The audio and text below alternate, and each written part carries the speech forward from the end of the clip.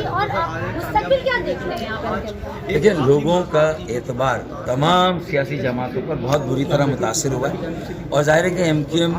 کے اور M Q M کے بھی مختلف جو دھڑے بنے تقسیم ہوئی اس سے بھی لوگوں کا اعتبار بہت بری طرح اتنا آسان نہیں ہوگا ان کے دلوں کو جیتنا. ان سے تقریباً ہماری جو بڑی جماعت ہے وہ لگتا ہے کہ عوام اور ان میں دوریاں آ گئی ہیں, لا تعلق ہو گئے, ڈسکنیکٹ آ گیا ہے. تو لوگوں کے دلوں میں دوبارہ جگہ قائم کرنے کے لیے ایک نیریٹو, ایک ویژن اور ایک روڈ میپ کی ضرورت ہے جو میں 2.5 سال سے جس کا ڈھول پیٹ رہا ہوں. اور میں کہہ رہا ہوں دیوار پہ لکھا ہو پڑھ لے, لیکن اب تک میری بات بہت سارے میرے ساتھیوں کو سمجھ میں نہیں آ رہی تھی, لیکن اب لگتا ہے کہ سب کچھ سجائی بھی دے رہا ہے, دکھائی بھی دے رہا ہے اور سمجھ میں بھی آ رہا ہے. تو جب سمجھ میں آ گیا اور کامران ٹیسوری بھائی نے بھی ان کو بتایا سمجھایا کہ آگے دیکھیں کیا چیلنجز ہیں, اور یہ صرف ووٹ بینک کو ایک جگہ کر کے اپنی سیٹیں واپس نہیں لینی. ہاں اگر ووٹ بینک گیا تھا تو ووٹ بینک جن کو گیا اگر انہوں نے کراچی کو سنبھال لیا ہوتا, وہ لوگ بھی تو کروڑوں روپے لے کر آپ ہی کے لوگ, ہاں نہیں جو وہ لوگ تھے اور جو دوسری جماعتیں ہیں جن کو ہماری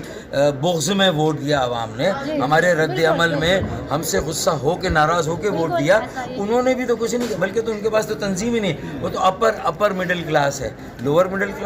کلاس عام آدمی کا کوئی پرسان حال نہیں ہے. تو ایم کیو ایم ہی واحد وہ جماعت ہے جو متوسط اور پڑھے لکھے نوجوانوں کی ایک جماعت تھی, اور اسی متوسط پڑھے لکھے نوجوانوں کے سیاسی عمل نے پاکستان بنایا. جب علی گڑھ کے نوجوان قائد اعظم محمد علی جناح کے ساتھ کھڑے تھے اور آج پاکستان کو بچانا بنانا ہے تو اس کا آغاز کراچی سے ہوگا. کراچی مضبوط اور مستحکم ہوگا تو پاکستان مضبوط اور مستحکم. کراچی غیر مستحکم, پاکستان کی یہ کہہ سکتے ہیں کہ آج کی اس خلا کو پر کرنا 2022 کی راج فاروق ستار صاحب نے کوشش کی, ایک اسٹیپ اٹھایا کہ ایم کیو ایم کا ووٹ بینک واپس لے کر کامران ٹیسوری کے ساتھ مل کر, کیا ایسا ہو سکتا ہے کہ آپ کی جو ووٹ بینک ہے 50% واپس آ جائے؟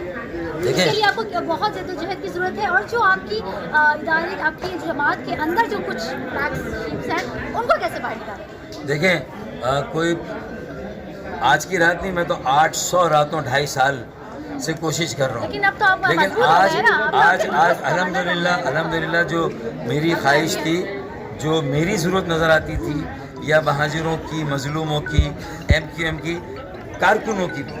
اب وہ ضرورت قومی ضرورت بن گئی ہے. اور ایم کیو ایم پاکستان کے سربراہ بھی اس بات کو سمجھ گئے ہیں, اور ایم کیو ایم کی رابطہ کمیٹی بھی جو میرے بھائی ہیں وہاں, اور پی ایس کی پی کے بھی سربراہ اور بڑے اکابرین اس بات کو سمجھ گئے. تو میں اسے خوش آئند کہتا ہوں, مجھے نہ اب ان سے گلا شکوہ ہے نہ ان سے گلا شکوہ, ہمیں آپس میں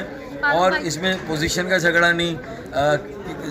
کام کی تقسیم کار. ہاں ویژن کیا ہے کہ کیا ہم اگلے 10 سال کی قیادت انفولڈ کریں گے, کیا ہم نوجوانوں کے ہاتھوں میں جو ہے تنظیم و تحریک کو دیں گے, کیا بلدیاتی اداروں میں, یعنی تنظیمی جو ڈھانچے اس میں, اور سیاسی نمائندگی میں کیا ہم 35 سال سے کم عمر کے نوجوانوں کو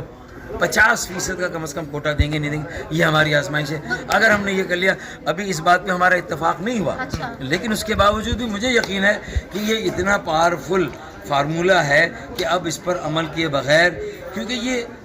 یہاں فیلئر کا آپشن ہی نہیں ہے, ہم ناکام ہونے کا افورڈ ہی نہیں کر سکتے. ہمیں تو اب یہ یکجا ہو کے کسی طرح اس کو کامیاب کرنا ہے. آپ کی تقریر میں ایک بات تھی کہ کامران ٹیسوری اب تو ایم کیو ایم کے لیڈر ہیں, ٹھیک ہے, اب کیا کراچی کا جو مستقبل ہے وہ بدل جائے گا, اچھا ہو جائے گا؟ اب کیا بات, بس اب یہ بتا دیں کامران صاحب کے آنے کے بعد بات ہے کہ اب عوام, مجھے امید ہے کہ اب عوام آہستہ آہستہ جو ہم نیریٹو دے رہے ہیں, جو ویژن دے رہے ہیں, اس میں مجھے یقین ہے کہ اب عوام دوبارہ سے ایم کیو ایم کی طرف آئیں گے, واپس بہت تیزی سے آئیں گے.